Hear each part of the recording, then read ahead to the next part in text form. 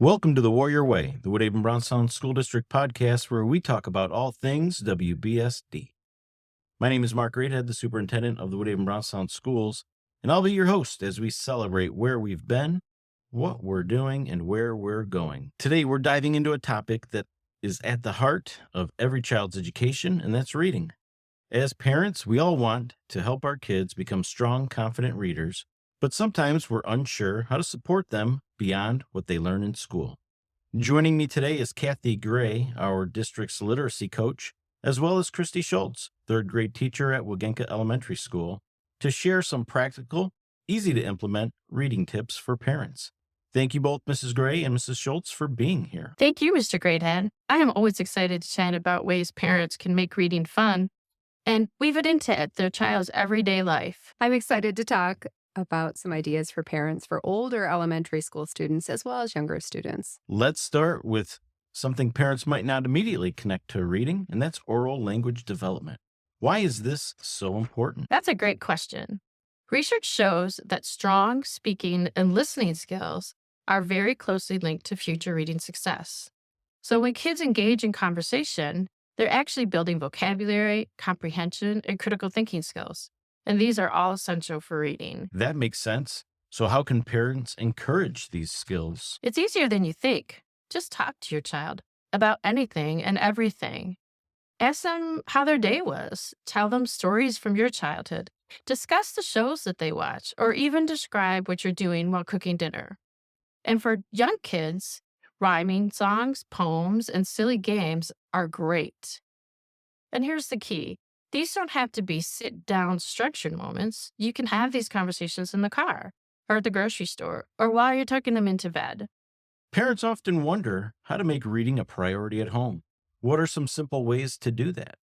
First, let your child see you reading, whether it's a book, a recipe, a magazine. This sends a powerful message that reading is a part of everyday life.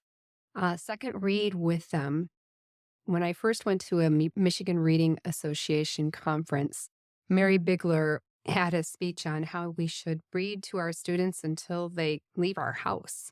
I didn't quite do that, but I did read to my children until they were quite old. Older kids find books and articles that they love, topics, books that you like, that they like, and it's a great way to instigate conversation. And don't forget to point out real-world reading with road signs, instructions for a game, or labels at the grocery store. Show them how reading helps us navigate through life. What about kids who aren't naturally drawn to books?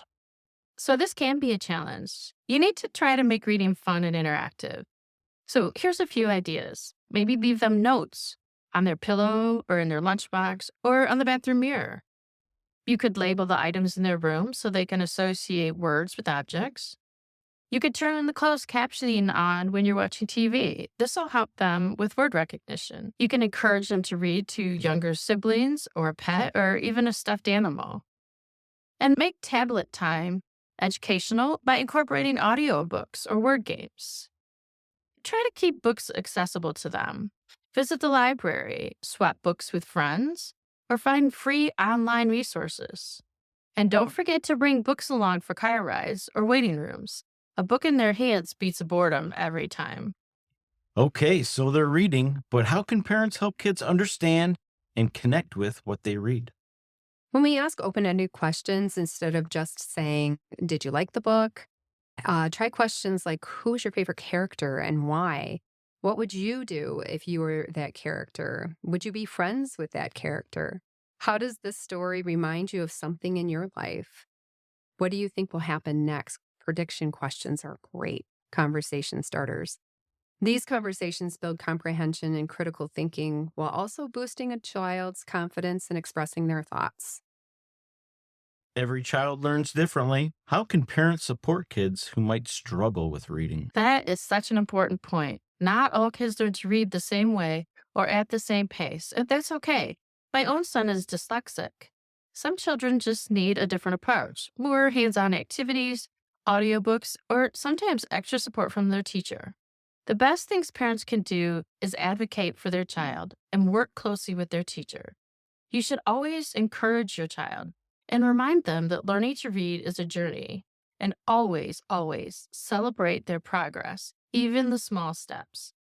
Many kids who take a unique path to literacy end up being creative thinkers and problem solvers. Mrs. Gray and Mrs. Schultz, these are fantastic tips. Thank you for sharing them. It's been my pleasure. Reading should be a joyful experience, and parents play such an important role in making that happen. The earlier we foster the love of reading with children, the more likely they will be lifelong readers and learners. That is so true. To all our parents listening, please remember, small efforts add up. Keep talking, reading, and making literacy a part of daily life. And that wraps up today's episode of The Warrior Way. You can find The Warrior Way podcast wherever you listen to other great podcasts, on Spotify, iHeartRadio, TuneIn, SiriusXM, and many others. It's also available on mywbsd.org and on rss.com.